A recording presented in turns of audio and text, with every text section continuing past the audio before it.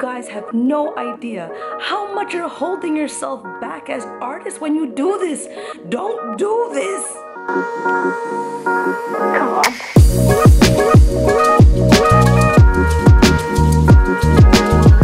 Hello, my dears, and welcome back to my channel.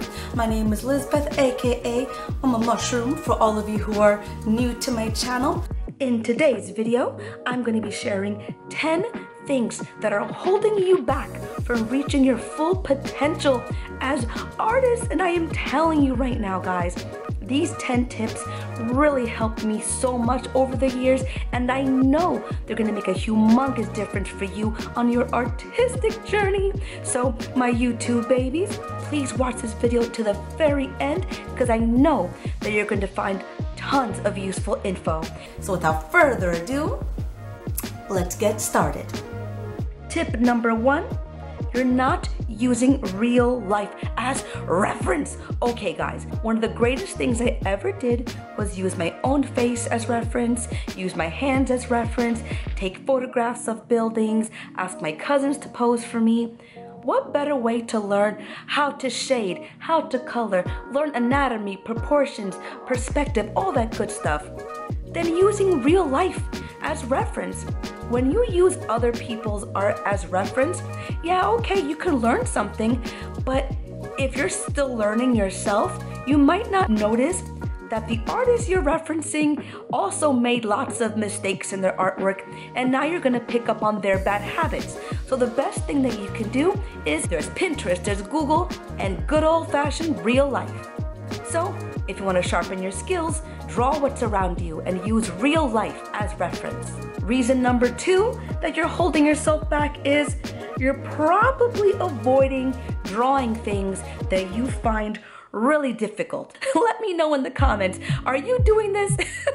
I know it's a natural thing that a lot of us do. If we can't draw the second eye, we'll cover it with some hair. If we can't draw hands, we'll just, draw a picture where they have their hands in their pockets. You know you're doing this. We've all done it at some point. But the thing is, we're never gonna improve if we don't tackle the things that we find difficult and if we don't challenge ourselves. So, if you find hands difficult, draw some hands. If you find drawing in perspective difficult, go find some cool pictures on Pinterest and practice those. Don't overwhelm yourself by drawing it over and over again. Try to make it fun. Plan an illustration around tackling one thing that you find difficult. This helped me so much, and I know it'll help you too. Reason number 3 that you're probably holding your artwork back is you are not taking the time to master the fundamentals. Now, what are the fundamentals? Perspective, shading, anatomy, proportions. Those are just some of the basic things that if you take the time to master the fundamentals, girl, oh my goodness, your art, oh my goodness, it is gonna be, it's gonna be such a vibe. Your art is gonna evolve, your skills are going to sharpen. No matter what your style is, I'm telling you, anatomy, proportions, perspective, shading, you get these things down packed, your art is going to look more and more professional the better you get at the fundamentals. And once again, using real life reference is going to be key in mastering these things. Reason number 4, you're focusing too much on trying to develop a style. So this is something that I tell people all the time. Yeah, it's fun to have an art style, but the problem is when you're not focusing on the fundamentals, your art style is going to suffer, okay? It's going to look unrefined because you didn't get the basics down packed. No matter what style you want for yourself, master the fundamentals first. A style will come over time. Think about back when you were learning how to write and you learned the ABCs and all that good stuff. Were you focusing on trying to develop a handwriting? No, you were 5 years old mastering the basics of writing and spelling. And over time, as you mastered the basics of writing and spelling, your handwriting began to develop. An art style is kind of like that. So master the basics And then little by little, you're going to see that your hand is going to start developing a style. And the sharper your skills become, then you can go in and start manipulating proportions and anatomy to create your own unique style. Reason number 5, you are not taking the time to practice every day. I tell people all the time, no matter how busy you are, I'm pretty sure you can carve out 10 to 30 minutes every day just to practice a little bit.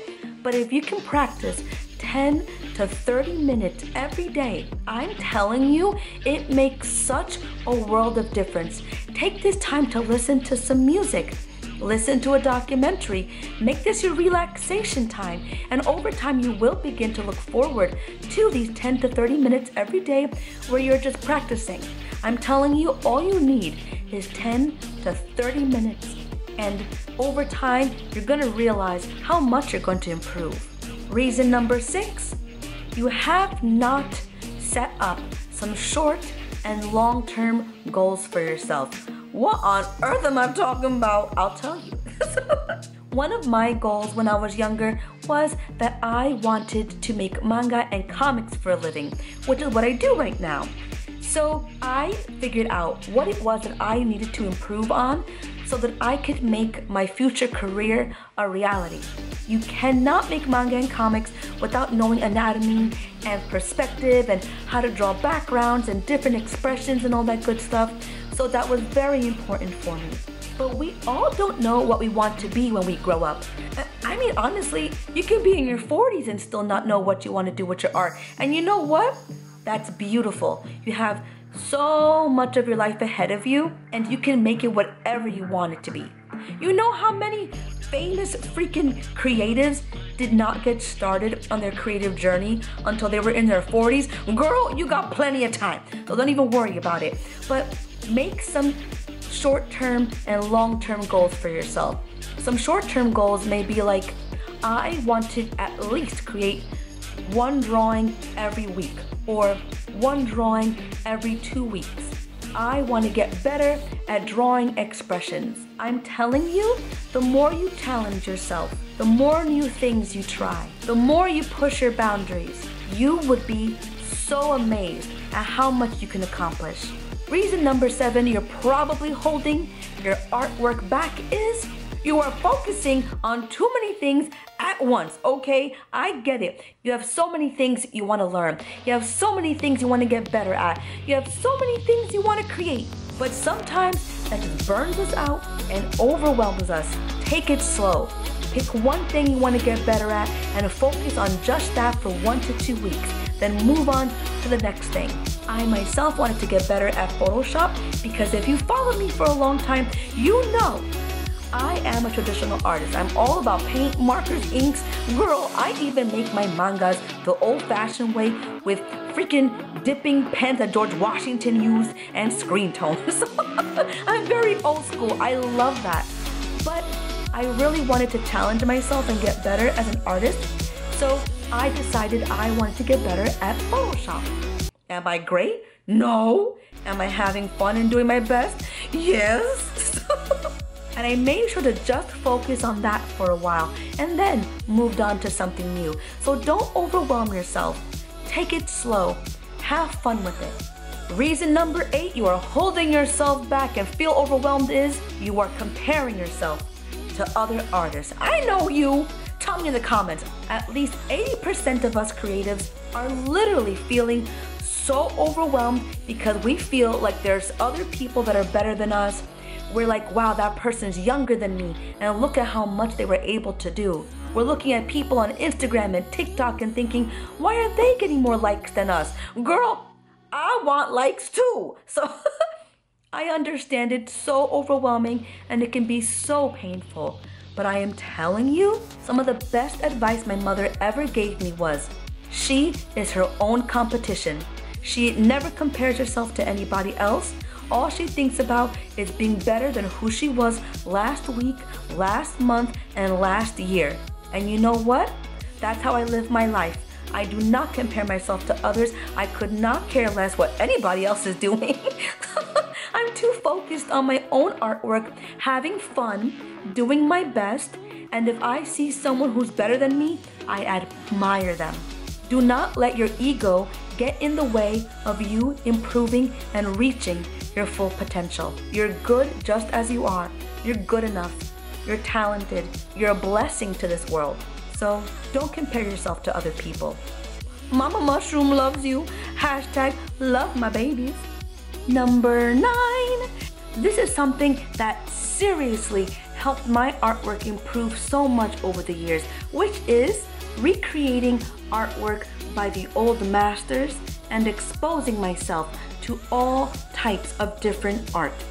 So no matter what art style you want for yourself, I'm telling you, you will learn so much by drawing, painting, and recreating artwork by the great masters, Renaissance artists, Baroque, all that good stuff, Rococo, all of it. Go to museums, look at the artwork, expose yourself to all of it. Your artistic brain is going to absorb. We as creatives, we are sponges, girl, okay? We are sponges, okay? We have that photographic memory. The more you see, the more you expose yourself to, the better your mental library is going to become. My artwork literally became a mixture of manga artwork meets Renaissance, like that. And number 10, which is probably the most important thing that I can say in this entire video. Never forget why you want to improve your artwork. Because you love art. Because you love to draw. Being an artist is a part of who you are. It's the way you think. It's the way you interact with the world. You don't want to improve your art because you hate your work.